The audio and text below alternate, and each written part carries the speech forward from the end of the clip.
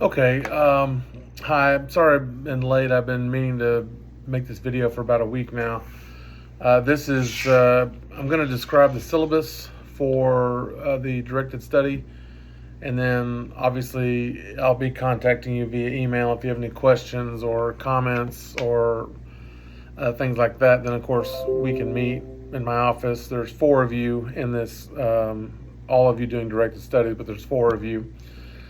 So I'm going to put everything on Blackboard, obviously, in terms of links to upload assignments and all of that. If you haven't been in my office, out in the point at the edge of the campus, the back edge of the campus, over by the post. I'm on the second floor in Suite 200, room 221B. I'll be here available like in person. I'll probably be here most Wednesday afternoons from like 1:15 to like 4. I'll be here I can be here Thursday mornings, usually around 8 to 10. I have class at 10:30 on the health science. Friday afternoons, things like that. I can do Zoom too, so whatever. I also have two teaching assistants who are graduate students. So for you guys, if you need any help with writing or research questions or sourcing or APA, one is named Jennifer Navarro and the other one is named Alexandra Ricks. I will put their email address in the syllabus. I forgot to put it in the syllabus because they weren't quite signed on yet.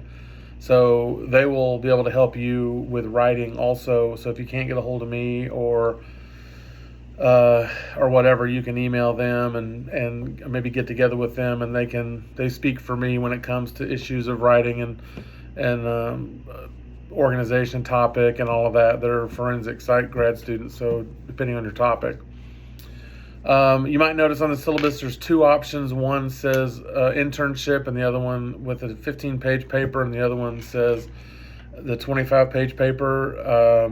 I have no idea if any of you have internships ongoing. If you don't have an internship right now and probably haven't been in one in like a week or two, you are not doing the internship for the paper. If you already did an internship and it's over, that's not what we're doing either. So you're all going to do the 25-page research paper and the 3 essays. So I'll go to the little essays first, and I'll talk about the big research paper. So the first part of this project is, and it's a 4-part project.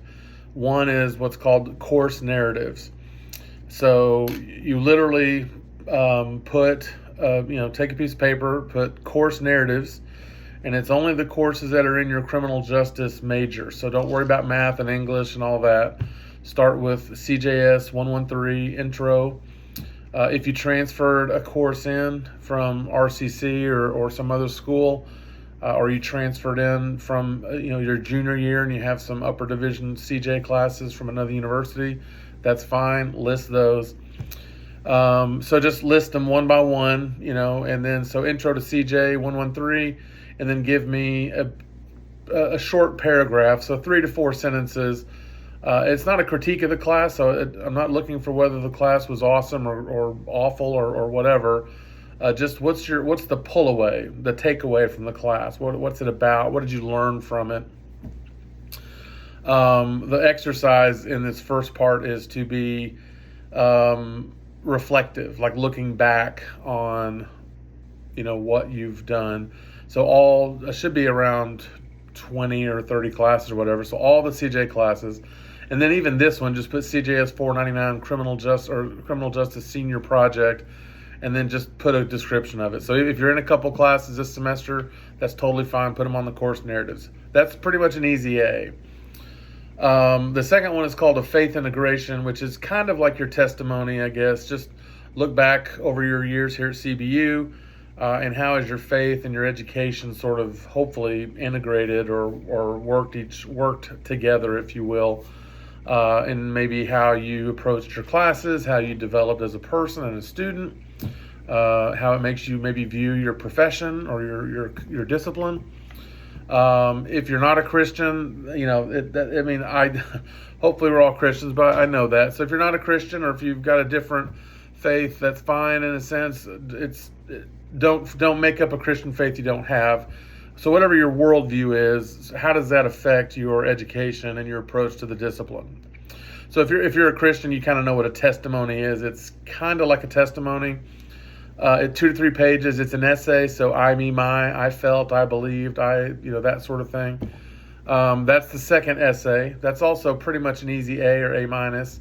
The third essay is called a writing analysis, which is where we want you to go back over your career at CBU and look at your development as a writer. So a lot of students over the past years have started maybe in high school, in high school, maybe you were a good writer or you took some AP courses that helped sort of jump you off in college as a good writer. Maybe you came to college and you weren't a very good writer, hadn't written very much, and so you developed as a writer here. Maybe you need to develop more as a writer. So there's no right answer to that. Where do you see yourself?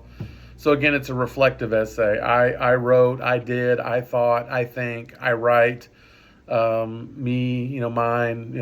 These are informal. The grades on the course narratives are basically just, did you follow instructions? Did you just put all the courses you took in this? Give me a 1-paragraph breakdown. So that's probably a page or two. The writing, the faith integration, same thing. I'm not going to grade you on the content of your faith. Doesn't believe in Jesus adequately, B minus. If you write the essay and you follow the rules it should be an easy A minus, and then the same with the writing analysis. That's about those are 20% of the grade. The research paper is 25 pages, and the key there is to pick a good topic, a big topic. Not so big, so don't write one on the entire criminal justice system. We have whole textbooks that are 800 pages on that. So something sufficiently narrow, but also sufficiently broad to get 25 pages. My suggestion is you pick a topic, subdivide it into 4 or 5 subtopics, and then you have a page or two of introduction, a page or two of conclusion on the end. And then if you sort of write 4 or 5 or however many subtopics, 4 or 5 page papers in the middle, 4 times 5 or 5 times 4 or 3 times 7 is 21. Got a couple pages on the end. And then there you go. You have a 25-page paper. I know it's more difficult than I just made it sound, but that's kind of the general topic, general idea.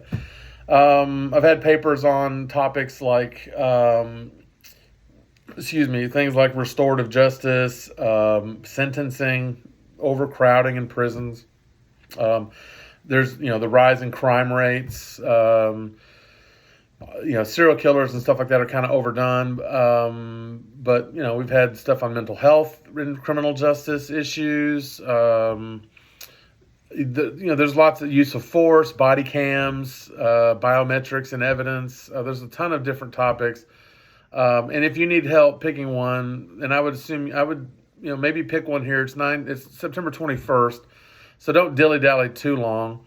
The paper will be due in December, so you have a bunch of time to do it.